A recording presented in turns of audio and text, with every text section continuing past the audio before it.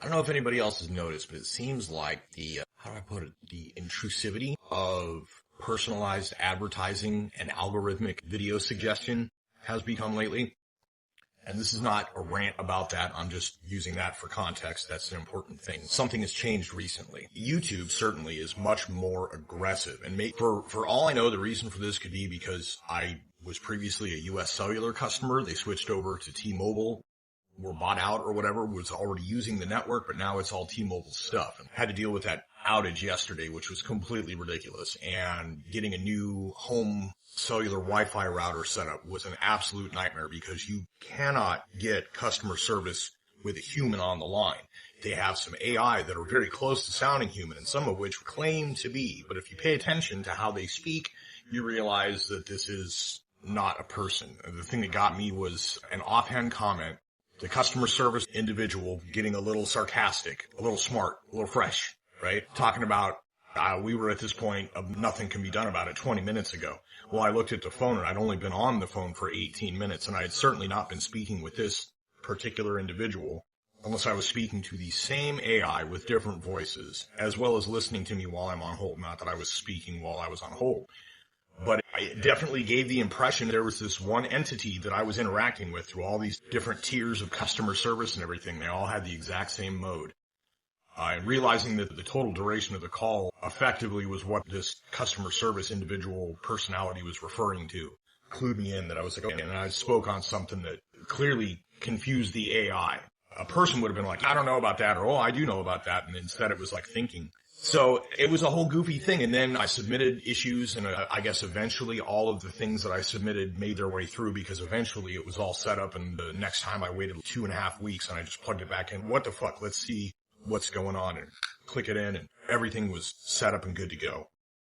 It worked. And then yesterday for the outage, that worked just fine. So the towers were not out. The switching system for the towers was not out. But I believe what was out was the central record keeping, because everything that I've seen on this T-Mobile, they require your TID or whatever, and I'm not giving them my fingerprint. I'm not using photographic face recognition. I have a password. It's complicated. I enter it, and then I prove that I'm me. And it send me an email if there's a question, and I can respond to the email, give them the verification code, which they do frequently. I'm a customer of their service, mind you, and my tablet, if it connects, sometimes the system doesn't recognize. I'm not downloading and installing that app, the T-Life app, on this thing too. This is what I'm saying about the intrusiveness of it. Since switching the service too, certainly. I've noticed the bandwidth issues. I've noticed RAM issues because my phone is old. I've noticed storage space issues. And on a side note, had to delete and something like 7 or 8 gigabytes worth of apps, games and such that were just put onto my phone as of the switchover. I'd already deleted all the things that I didn't want anyway. So I had to go back through and delete a bunch of that. That was 2 weeks ago. All of this to say, possible reasons why, as many people will note, you speak on a thing, and within an hour or two, you get an ad or a video suggestion content tailored to what you just spoke on. Now, I had a video I did last week. This is where I really noticed how strong it was getting. All of the AI-generated chosen bullshit has evaporated, which is good. None of them at the last time I checked on them were using anything remotely biblical as the basis for what they were saying. It was just mind control hypnosis. And on top of that, there was actually one that I was clicked on because the title was something that was at least close to what I had, and this kind of ties into. There was something pertaining to something in the title of it that was pretty close to a unique aspect of my situation. And I was like, well, is there any truth grain in this, or is this just more of the same? And it turned out to be more of the same. But also, this video, the AI voice, was pitch modulated in such a way. And I knew this because, number one, I felt I guess you call it a physiological reaction to this pitch modulation. There was a sense of urgency to what was being said. And at the same time was like, you need to get ready, you need to. And at the same time as it was doing this, I felt a little binaural brainwave thing happening via the audio. And because I studied this extensively back in the 2008 to 2010 era, I have a hard drive full of, I got this old compact desktop laptop thing from way back in the day. I don't even know if the computer runs anymore, but the hard drive on that is full of sacred sounds, solfeggio tones, binaural beats, attempting different combinations of carrier wave and what brainwave state was desired. Nowadays, you can find stuff like that all over the place. At the time when I was experimenting with it, the digital audio compression technology was such that you could only do this with raw wave files, lossless. MP3 had too much fake stereo combination to save space or whatever, and for the longest time, you couldn't have an actual binaural beat play through an MP3 through headphones or multiple speakers. So, something that I kind of figured out back then that I just locked away in the vault and never spoke about to anyone. This is the first time mentioning it. I'm mentioning it because it's already in use. There's a danger to the ability, as this was in 2010-ish, the realization that auto-tune and that type of pitch correction technology was going to make it so that you could theoretically pitch conversational speech, auto-tune it in such a way that it's split in stereo, creating a binaural beat effect with the frequencies that you're pitch correcting each stereo channel to. And you can then have what sounds like the carrier wave, the note of word. There we go, right? You can adjust these pitches electronically, simultaneously splitting in stereo so that you have them like this, so that the difference of it makes a warble that only your brain can really pick up. And it's only because I'm highly attuned to stuff like this that I actually noticed it consciously. It was making my heart race. It was getting me adrenalized. And I was like, the fuck are you doing? Off. That's a violation of bodily autonomy. You don't get to fucking hypnotize me using the technology that I effectively invented independently and locked away, because that's the danger of it.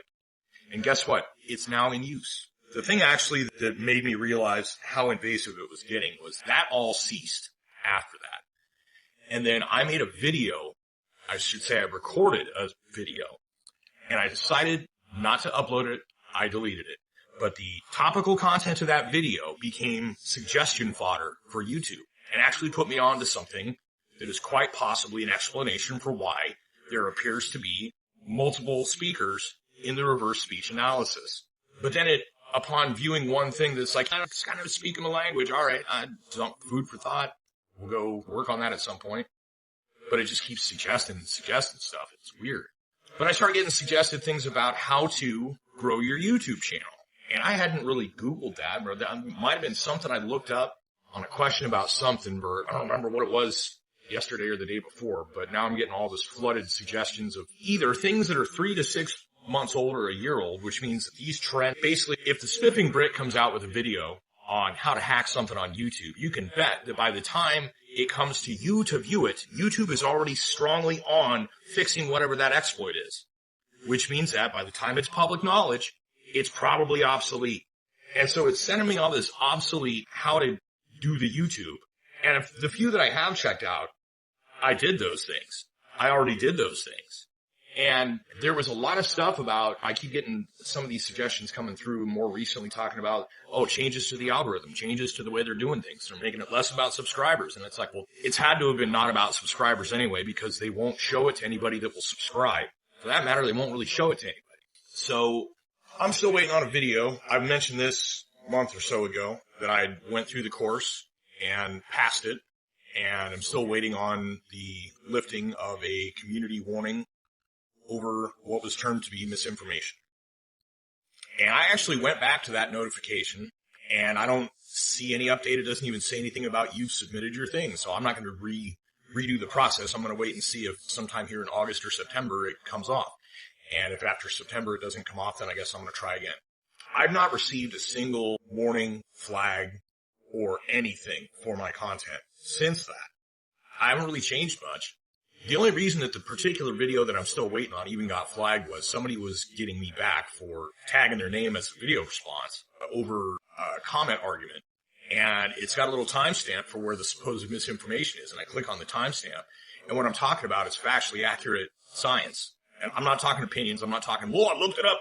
I'm talking about the componentry and ingredients of things in a vial and the essential necessity for these to be stored at the correct temperature per the instructions and to be shaken well before use per the instructions. That segment that I just described is what the misinfo is, which is pretty goofy. So what it really comes to has nothing whatsoever to do with things, don't be the first one to watch your video. No, man, I'm going to proof my videos. The reason I'm going to proof my videos, if you go onto the Omnibus Circadia playlist, you'll notice that there is a track called Old Man River that only plays the version where you're looking at a TV screen, and it doesn't match the other 3 tracks from that EP. The reason for that is that somebody did not double check what file they were uploading, and it wasn't me. I'm not casting blame. I'm just saying I was not involved in this process, and after the fact, it's like, oh, fuck. The best song on that EP did not get uploaded to iTunes. It's not on the YouTube topic for the old band. What is on the YouTube topic for the old band, under the name of the song Old Man River, is another copy of the previous track on the EP, which is called Nothing Promising. It's just a copy of that twice. That is why I watch all of my videos after I upload them. But what the ones on here getting suggested at me were saying was, don't watch them and then be like, yep, it's good, and click out. I don't do that. I watch them to completion the first time. And then I go back and rewatch them to completion to make sure that there are captions and such. Nothing gets shown to anybody. Barely, if ever, even gets shown to my own subscribers. Now that's a special kind of YouTube hell. That's a special place in YouTube hell. Because at the very least, other people that have had issues with, they've gone viral, they've had sizable followings, but they stop being promoted regardless of the sizable following. Prime example is Auralnauts. You can search for their stuff. It'll come up at the top of the list if you put their name in it for the search. But their videos are not being suggested out to new subscribers and potential viewers. They're only being suggested to existing subscribers. My videos are not even suggested to my existing subscribers. They don't see them in any suggestions. If they don't have me on notifications, which click the notification bell, you'll find out how often I update. YouTube only gives 3 a day. And I'm not saying, obsessively follow my channel, but I'm saying if you're curious about how this actually works in reality for actual people with opinions that matter. And I'm not saying my opinion matters because it's my opinion. I'm just saying I have an opinion, therefore it matters. We're all participating. We're all contributing. So what they're saying now is that their suggestion process is going to be more on discovering ideas. And what you need to do, they say, is figure out ways to be the necessary replacement for an existing content that is out there already, which is a ratchet way to go. That's terrible. That's awful. Why would you want to do that? I like guns. I don't have the money to do GunTube. I don't have the editing capacity to make a better product than Brandon Herrera or even Kentucky Ballistics. There's nothing about what I do, if I was to do that, I think that would put me at a more necessary than the others kind of thing. That's why I do the stuff that I do on my channel. It was my channel because this is what I do. If they don't think that it is good for anyone, they don't show it to anyone. There was another thing where they had a 30,000 seed viewer pool thing where some people that are signed up to specifically view test material thing, we're going to send out to these people and see what they think and what they like. And apparently if they send me out to them, I get some decent reactions. I get some people, some really vile comments. I went through earlier today on my YouTube studio and all the old comments that I haven't reacted or responded to. I'm not going to delete negative comments. That's stupid. But at the same time, I'm really not going to interact with them when they're pointless, also 2 to 5 years old. But it's just ridiculous bullshit, and the insults people just, it's because usually saying a bunch of schizo shit, but on this one, he actually makes sense. Fuck you. I'm not schizophrenic. To say schizo, to spell it S-K-I-T-Z-O, is to use a stop thought term. And this is what we're getting to, what really is going on. The reasons why we really aren't being fed out into the algorithm for people to view is that we have demonstrated wrong think. Think about it. The one big ding on my channel right now, factually correct information based on the instruction on the product. And nothing gets seen, and maybe that comes off, and maybe I get seen. I doubt it. I highly doubt it. I'm not going to really change anything. As long as at the point that I have here, the capacity that if I want to make silly edits, I can. If I want to do home project around the property, I can. If I want to show you some cat videos or some sunsets, I can. If I want to sit here and rant at the camera for a bit, I can. As it is, each video is cataloged for searchability separately. It stands to reason that any given video that gets run over by the algorithm and the AI that scans things and everything, it knows what the topics are, it knows what things are about, could therefore feed any of these things into a pool to then be, at the very least, randomly selected, if not ranked by actual relevant. Or suggested, hey, you viewed this, what about this? But they don't want people whose opinion could cause folks to disagree with the authorities, to have any kind of rational arguments or critical thinking when it comes to the absolutely atrocious mind control that is in use on everyone. That is basically the function of all this online stuff to begin with. Doesn't honestly matter, with the exception of making sure that if it is something that is specifically, you don't want it to be on the YouTube Kids feed, you got to make sure it's selected not for kids. But the other side of it is, if you select not for kids, anybody who isn't logged in and verified as an adult will never see your content either. So they make it basically impossible unless you are somehow chosen, unless you have apparently paid to promote, unless there's something about your content that is so commercially viable that they just want to flood it so that they can get the ad views, so that they can say, see, we showed all the ads, pay up to the companies that advertise. Keep advertising. Ads are up. Pay more. That's really what it comes down to. It's a business model. It's not about information. It's not about the exposure or discovering new content. They say that's what it is. But if it was really that, it would have been like that the whole time and not completely dependent on marketing or government intervention, which is illegal. So I guess to close this out, be careful to avoid superstition when it comes to understanding why your channel is or is not doing well. Because there are things going on that you have no clue about underneath that automatically, through the way the system is built, make it so that some of us are just never going to get seen. Never going to get heard. Doesn't matter if it is good things or bad things or whatever. Even a popular topic like Angine de Poitrine, if I mention the playlist, I get a bunch of views of the fan edits. If I do my own content, I get nothing.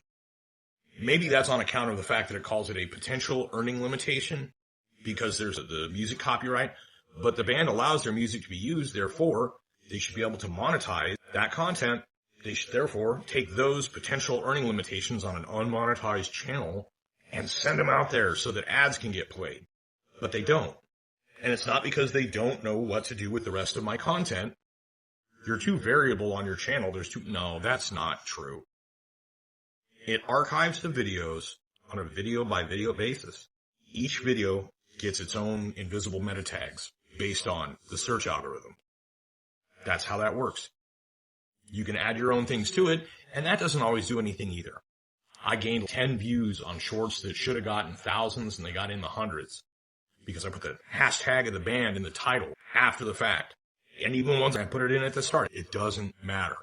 So, in my opinion, the best way to look at a situation like this is, if you were in a relationship with a person who was doing things like this, gaslighting you, telling you that there's things that are your fault and you can change and things will get better, and then you change them and things don't get better, and you start trying to figure out on your own. This is how kids who are growing up in the scenario like this, I'm constantly trying to wait, what? Well, I guess I'm going to try this. Oh, that didn't work either. Shit. That's how kids grow up to have borderline personality disorder. That's what the algorithm is doing. So it pisses me off to know that I put effort into content, I do all this stuff, and I'm just shouting into the void. Or they're lying to me about the number of views under the auspices of it's kind of a murky process and it's not an exact art and it takes a lot to be able to calculate views on a video. But putting all of the things and everything in this video together, taking everything I've just spoken about, and putting it together into one thing. The abuse is not a side effect. The abuse is the point. It's the purpose. They do this to us on purpose. I'm going to keep doing what I do because this is the big archive. This is where everything is. But one day the internet could vanish. The data of all of this, what do they say? They think there's 40 billion videos on YouTube at this time or something. That could all just go up in smoke. But if it doesn't, we are all part of this. Maybe at some point in the future, this data will be harvested and read in full. An unbiased viewpoint provides reasons why our society collapsed the way that it did or whatever the big crazy ender is, will have something to do with, wow, they let themselves be gaslit.